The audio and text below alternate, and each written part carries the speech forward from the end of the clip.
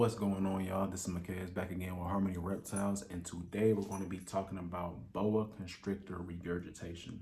Today I am featuring my baby girl Genesis here. She is a young Pacalpa Peruvian, growing nicely for me, slowly but surely, getting some of that dark yellow, golden coloration. Yeah. Before we jump into this, I want to say that I know I've been gone for a little while, not really too long, but it's been about 3 weeks. Um, with that being said, I want you guys to understand that when it comes to making content about reptiles in general, there's really only so much that you can talk about. Um, One of the main influencers that I follow, Brian Boas, he just recently uploaded a video talking about the same thing. If you're used to watching his videos like I am, you know that for like the past 4 years, he uploads like 3 videos a week for like the past 4 years. But here recently, he's kind of disappeared. He just recently started picking up on his videos, but for a while, he wasn't uploading video. Excuse me, he wasn't uploading videos for like months at a time. And his reasoning, which is like the same reasons for me, is it gets repetitive. Again, there's only really so much that you can talk about. And I don't want to just make videos just for the sake of making videos. If I don't really have anything important or informational to talk about, I don't just want to make the video. But for one, it's not fun for me, and I feel like the enthusiasm really won't be there for the viewers as well. So if I don't have anything to talk about, then I really don't want to make a video. And a lot goes into making these things as well. You have to, it's time consuming, and it's a little bit taxing on your mental state. You have to sit and think of something to talk about, and if nothing's like really there, then it just feels like going through the motions, and it's just a drag. So with that being said, I want to give a shout out to the person who actually suggested this video. They dropped it in the comments. Hey, can you make a video about snake regurgitation? I said, oh, that's a great idea. Next time I upload a video, that's what I'll talk about. So I appreciate that. And with that being said, I do appreciate you guys. This channel will be nothing without you guys giving me feedback, dropping comments or suggestions, leaving me likes, and just giving me views. So I appreciate that. Let's keep this ball rolling. If you guys have any topics or have any ideas you want to see me discuss, drop it in the comments like that person did. And yeah, we can just keep the ball rolling. So, as I mentioned in the beginning of this video, today we're going to be discussing boa constrictor regurgitation. Before we jump into the video, right, I want to go ahead and say that generally speaking, BCCs have the biggest problems when it comes to regurgitation. I don't know why it is that way, but they just have weaker stomachs, especially your younger BCCs, like 6 months and under. They have weaker stomachs. So if you have a BCC, you need to go ahead and mentally prepare yourself for this happening, because it's a 50-50 chance that if you have one, it's going to happen. But no need to fear. I'm going to talk about the reasons that it happens and how to fix it. So it's not the end of the world. I've had a couple of regurgitations and a couple of my boas, and they're all flourishing. They're all fine. You just have to know how to navigate around the situation. So there's typically 3 things that cause regurgitation, right, in your boas. And the first reason is like the biggest telltale sign, or the easiest thing to look for, and that's your temperatures are off, right? It's either going to be too cool or too hot. 9 times out of 10, your enclosure is just too cold for your boa, right?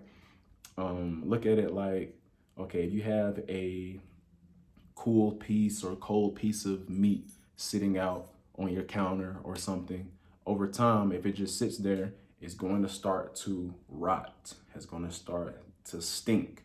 You know what I'm saying? And it's the same thing that's happening on the inside of these boas. If it's too cold inside your snake's enclosure, it doesn't have enough heat to cook the food that's on the inside of it. You know what I'm saying? And gases are going to start to build. It's going to start to rot on the inside. Uh, the snake's stomach can't handle it, and they got to get rid of it.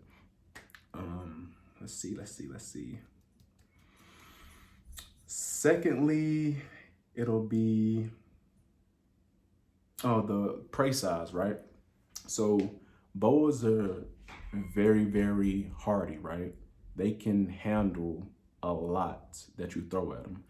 But at the same time, you don't want to overdo it, especially in your younger boas, right? Your prey size can be too big, you know? They can take it down, swallow it, but over time that it's sitting there, it's too big and they can't break it down and they'll regurgitate it up. At the same time, you can also feed them too frequently. Throw some space in there. And these are all things that you're going to have to figure out with your boa individually. They're all unique, they're all different. So the prey item can be too big, and you can also be feeding them too much back to back. So instead of feeding them every 7 days on the dot, go to every 10 days, or maybe even every 2 weeks, depending on your boa's digestive system. Again, you're gonna have to figure this out for your snake. Let's see. You can also stress your boa out, right? So after you feed your boa, there's gonna be a lump, a visible lump inside of your snake, right? If you can still see that lump in your boa, leave it alone, you know? This is for the people who are too handsy. They're so infatuated with their snake, which is understandable. They are beautiful.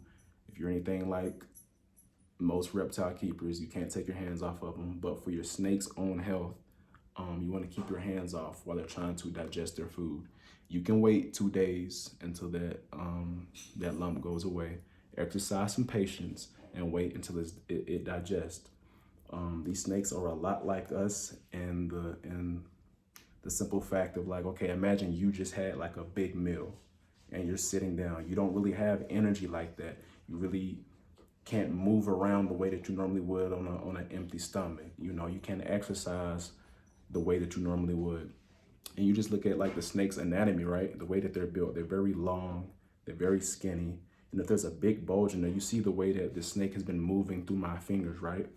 If your snake has a big bulge inside of it and it's moving all through your fingers, you're gonna be irritating the insides, right? You're gonna be moving around organs. You're gonna be generating gases. You're gonna be moving liquids and stuff around. It's gonna be real unsettling for the snake. You wanna stretch it out, and in return, it's going to regurgitate. So after you feed your snake, wait for that lump to go away. Typically, that'll be a day or two, which you can do. Give your snake some time and some space. On top of handling it, don't be hovering all around your snake, staring at it, checking on it. That can mess with the snake's mind and the stress levels too, and it can regurgitate because it doesn't have any space, what's the word I'm looking for? Privacy. There we go. So there's that. I think I went over the main 3 reasons that your snake would be regurgitating. Now we can jump into how to fix the situation, right? So,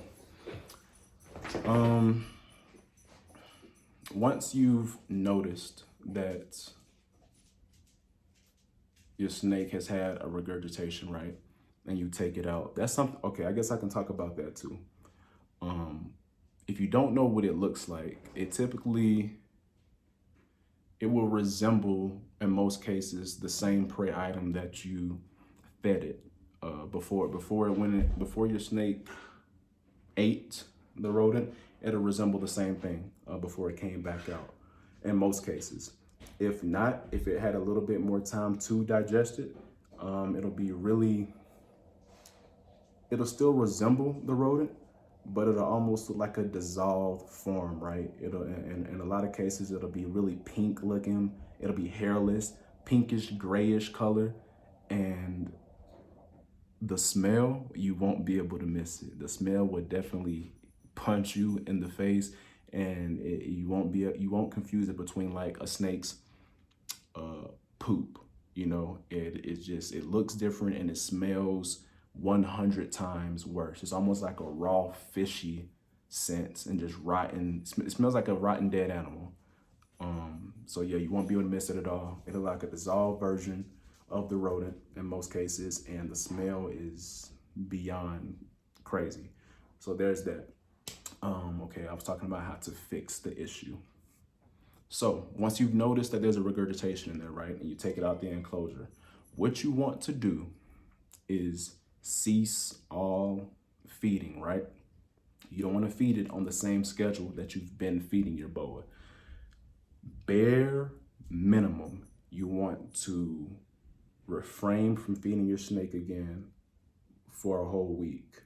I recommend at least 2 weeks, but again, it depends on your boa constrictor.